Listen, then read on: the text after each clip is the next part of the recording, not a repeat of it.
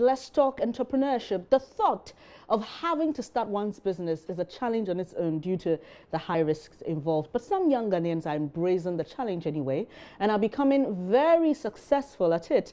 Today we talk entrepreneurship with two young men who, although started as novices, are making great strides in their various sectors. I have with me in the studio James Tuade. He's Chief Executive Officer of Kienet Creations, which is into printing and branding. He's been doing some jobs for about a year as a marketing executive, then went into taxi driving until he eventually set up his business over 4 years ago. I also have in the studio with me Apag Nowain Anankra. He's a photographer and he's in his mid-20s. Quite an interesting story about him. Guess what? His parents are highly academic and two of them are doctors, one passed. But he does not have a first degree, but started photography right after high school. He's now a household name, if I can call it. So we'll be talking to these two gentlemen here about entrepreneurship. You're all welcome. Thank you very much for coming, James and Apag.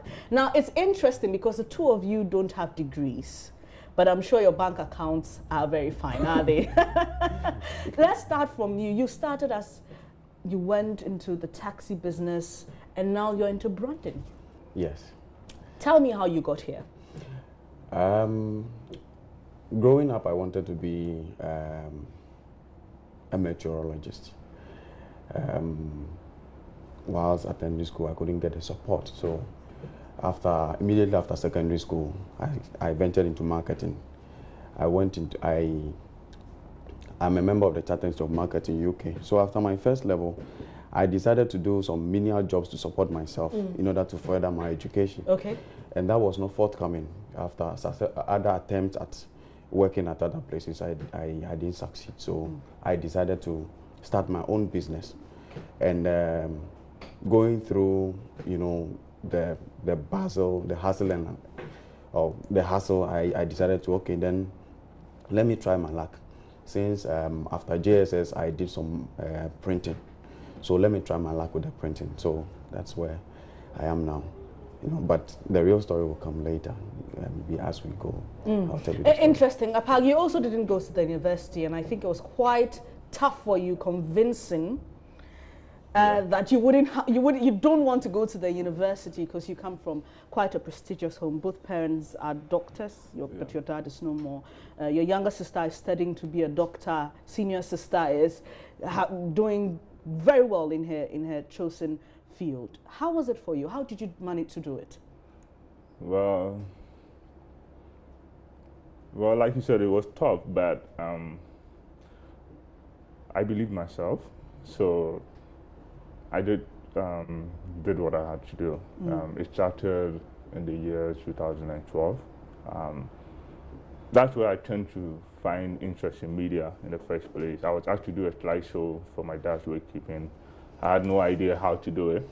So I went online and found an easy way to do the slideshow, and it turned out well. So that's when I tended to find interest in media. So after high school, I just immersed myself in the fountain of photography. I just looked at YouTube videos, online. So you don't have professional training in photography? No. You just learned off the internet? Yes. Wow. And your sorrow became your gift because you had to, learn how to do this by doing a slideshow for your father's bookkeeping. Exactly. And that's how you entered photography. Tell me how it is for you now. Do you earn a lot of money? Well, yeah, I do earn a lot. 500 cedis per hour. That's a lot.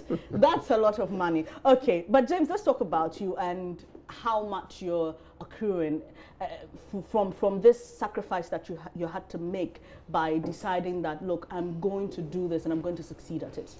All right. The printing business is very highly capital intensive business. So if you have to be successful in the business, you have to invest a lot into the business. When I started the business, like you said, I was a taxi driver. Raising capital was an issue. So I had to sit down to decide, if I'm going to do this, then I have to really hit hard at it. So I was looking at ways and means to raise money, capital to start the business. Then I entered the taxi business. and it was the best decision I took. When I started that taxi, I decided, okay, every day I'm going to save about 50 cedis a day until I raised the capital to start the business. And it was quite challenging because though I was able to save the money, I was paying for the loan that I used to take. I used to purchase the car that I'm using for the taxi. So it was quite challenging. But when I finished paying for the money, I then applied. By then, I had gotten somebody, a customer, while I was driving taxi, who helped me to register the business. So in that process, I was able to open an account in the business name using the taxi, raise some money. Then I was able to, pay off the. What are the challenges within your printing and branding sector? There are so many challenges. One has to do with the personnel. You know, when you are starting up like that, you can't afford the experts, especially in the field of designing, in the field of operators who are going to man the machines and everything. So it's a big challenge when it comes to that. Until you get to a certain level, you are not going to be able to afford those people who are going to, put your business at the next level. Secondly, I think it has to do with finance, because the machines that we use are very expensive. For instance, an MO printing machine costs less than 100,000 Ghana cedis. 100,000 Ghana Yes. cedis. That's a lot of money. Yes, that's a lot of money. You know. And how many of those machines do you have now? Okay, at the moment I have one MO machine. I have two rotor print machines. I have how do you call it? A numbering machine. So we do everything in-house. All right, let me come to APAG. What are some of the challenges you faced starting, and even you currently face as a photographer? Okay, well, in the Ghanaian society, first of all, photography is not seen as a big thing, like, how medicine and those kind of things are. Yeah, and also after high school, I remember when my mom asked, so APAG Western, what university are you going to? What school do you want to go to? And I told her I want to do photography, but from the look of her face, it's like she was disappointed. So we had this issue for about a year, and then I think she just, said, okay, whatever you want to do, just do it. So it was my chance for me to prove to her that what I'm doing is worth it, and I think I came to that. And now, right now, there are a few challenges, but well, you know how some clients are. I mean, when it comes to pricing, when they hear the quotation, it's like they start crying like babies or something. But I don't know. I have to charge what I'm worth. Yeah, so, you think people underrate photographers. Exactly. And so they don't want to pay for your services. Exactly. So it looks like right now photography is really trending here in Ghana, but looking at the money aspect, because people underrate that, some people are not. They are like, how do I say it? They are too quick to get money, so they accept what the people give them. At the end of the day, it's our clients who value us.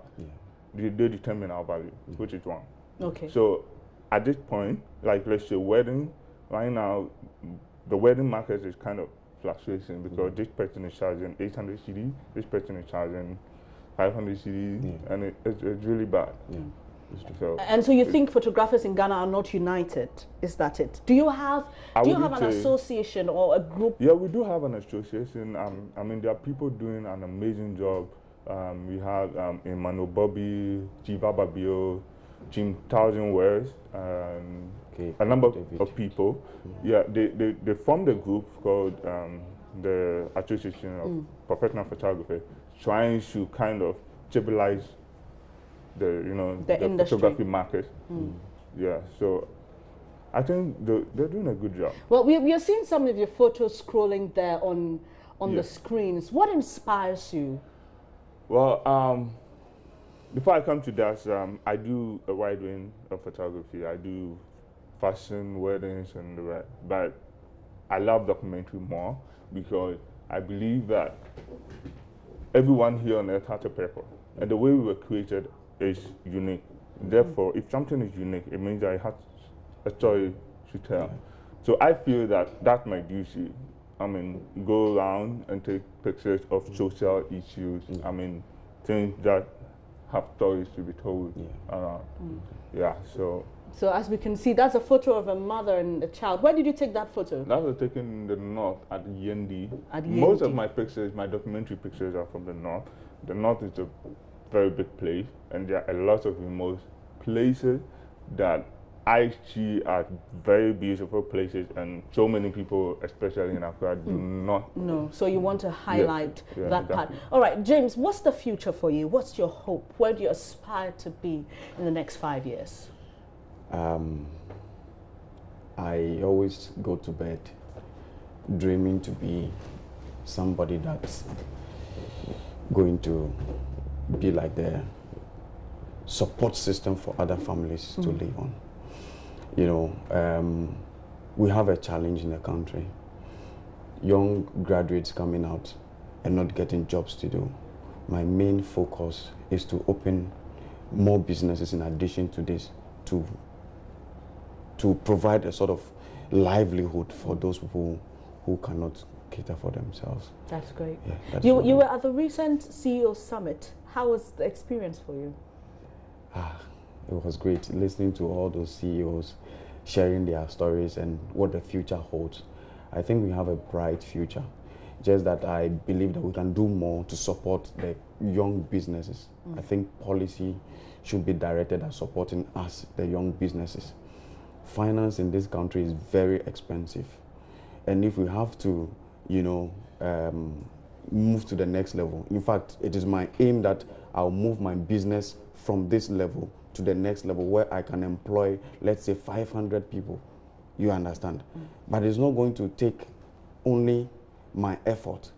It's a pool. All of us have to, you know, come together to support us to grow. Interesting. And Apag, you're a CEO as well. Am I permitted to call you that? You own Apag Studios. What's the future for you? Where do you aspire to be in the next 5 years? Well,